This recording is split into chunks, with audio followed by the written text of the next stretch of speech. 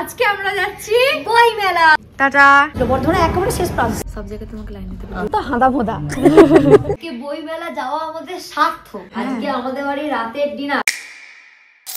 High, আমি জ্যোতি। High, আমি মৌ। আর আজকে আমরা যাচ্ছি বই মেলা। আমার চশমাটা আমারটা পড়ে আছে। আমরা আজকে বর্ধমানে বই মেলা যাচ্ছি। আমি গত বছরও গেছিলাম, কিন্তু এটা আমার প্রথম। আমি দুটো বই লিস্ট করেছি যে এই দুটো বই যদি থাকে তাহলে আমি কিনবো।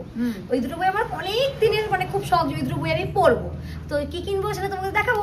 আর তার আগে আমরা একটু যাবো একটু আইব্রো করতে। হ্যাঁ হ্যাঁ, দিদি পুরো বোন মানুষ হয়ে গেছে। আমি চশমাটা নিয়ে আসছি। আমরা যে দিদির কাছে আর কি আইব্রো করতাম, সেই দিদি এখন আর এখানে করেন না। দিদি চলে গেছে এখন বর্ধমানে। দিয়ে আমি মাকে বলছি, মা 40 টাকার আইব্রো করতে গিয়ে 100 টাকার তেল খরচা। আমার মা বলছে ঢাকের দায় তোর মনে হবে কে যাবে। কোথাও গেলে আমি একটা জলের বোতল সঙ্গে রাখি। আমার বুনি বিশ্বাস করতে চায় সঙ্গে একটা জলের বোতল রাখ।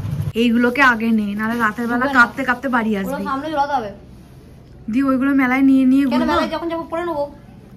তাও খাবে। হ্যাঁ, নাহলে হাতে কোন কতক্ষণ নিয়ে নিয়ে ঘুরবো। লাগি না পায়ের কাছে। এখানে লাগাবি? পায়ের কাছে লাগা। এখানে আবার পড়ে যাবে না তো? চ আসছি মা। চিঠিপত্র লিখবে, ফোন করবি। টাটা। রাত করবি না বেশি। যেতেই পারলাম না এখনো, তার আগে মা বলছে রাত করবি না বেশি। কপাল। সূর্য মামা আমাদের সাথে সাথে ছুটছে। সূর্য মামা না আমরা। চলে এসেছি আমরা। ব্যাপারটা হচ্ছে আমি তো জানতামই না যে একদম ইউনিভার্সিটির সামনে। আমি তো ইউনিভার্সিটি চলে এসেছি। হ্যাঁ, তো যখন আমি দিয়ে যাই কালকে আসতে হবে। বর্ধমানে আমি জানতাম, কিন্তু ইউনিভার্সিটির সামনে। দিদি বলেছিল একেবারে বর্ধমানের মুখে। হ্যাঁ, ভুল বলেছিল, বর্ধমানে একেবারে শেষ প্রান্ত। সেটাই তো। আমরা চলে এসেছি, কিন্তু এখনো লাইন আছে। আমরা লাইন ওয়েট করছি। জীবনে যেখানে যাও রেশন লাইন থেকে কলেজে ফর্ম ফিল আপ করো, সব জায়গায় তোমাকে লাইন দিতে হবে। দুর্গাপুজোর লাইন, আধার কার্ডের লাইন। চলে এসেছি আমরা বই মেলা। ইয়েস, অধিরাজকে খুঁজতে। প্রথমবার আমি এলাম। কেমন লাগছে? খুব ভালো লাগছে। চারিদিকে শুধু বই আর বই। তো বই মেলা কি চারিদিকে কানের ক্লিপ থাকবে? ওইসব থাকবে না একটা কিছু, শুধু বই। পুজোয় দিদি এত থ্রিলারের মাঝে কি দেখতে বলতো? হাঁদা ভোদা।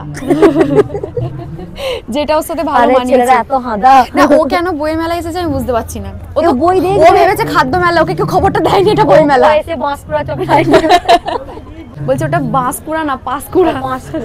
অবশেষে আবির আর মেঘকে বাড়ি নিয়ে যাচ্ছি। আমি তো ভালোবাসি তোকে। ছটফট করছিলাম আমরা বইটার জন্য। চলো, আমার আর একটা বই নেওয়া শখ ছিল, কিন্তু গোটা স্টল খুঁজে পেলাম, গোটা মেলা, কিন্তু পেলাম না। কৃষ্ণবেণী। ফাইনালি আজকে বই মেলা যাওয়া আমাদের সার্থক, কারণ আমরা পেয়েছি আমৃত্যু ভালোবাসি তোকে। মানে বইটা আমরা পাগলের মতো দুগুণে খুঁজেছি। অবশেষে একটা দোকানে গিয়ে আমরা এই বইটা পেয়েছি। সঙ্গে আরো একটা গুপ্তধর, যেটা হলো আবিরের চিঠি।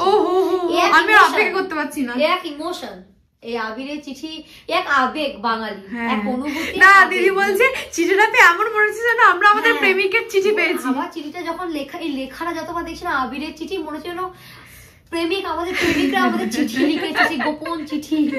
এত ভেতরে একটা ফিলিংস কাজ করছে। তো আর বইয়ের পেজগুলো একটু দেখাই আমি। এটা কোনো প্রমোশন ভিডিও নয়, এ আমাদের এক আবেগ প্রকাশ করছি। ওফ, তাহলে ভালোবাসার রং গোলাপি। হ্যাঁ, ভালোবাসার রং গোলাপি। শূন্যতার শূন্য প্রাচীর ঘিরে আছে আমায়, আমি ঘিরে আছি অদেখা এক মোহমায়ার।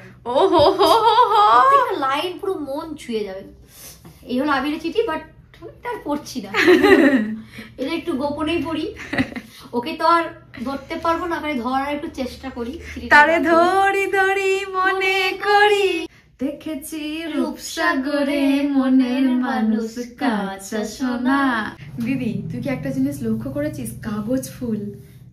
ইয়েস, কাগজ ফুল এক ভালোবাসা, এক অফুরন্ত ভালোবাসা। কিছু বলার নেই। মানে তোমরাও পড়ো। আমাদের মতো যারা একটু বই পোকা। তো ঠান্ডায় কি মেনু আছে? ঠান্ডায় আজকে আমাদের বাড়ির ঠান্ডায় দারুণ মেনু। আজকে আমাদের বাড়ির রাতের ডিনার সরু চাকলি। আমরা এটাকে সরু চাকলি বলি, কে কি বলে আমি জানি না। ফুলকপি, আলু, গাজর ভাজা, আর খেজুর গুড়ের রসগোল্লা, আর মায়ের হাতে সরু চাকলি, অমৃত।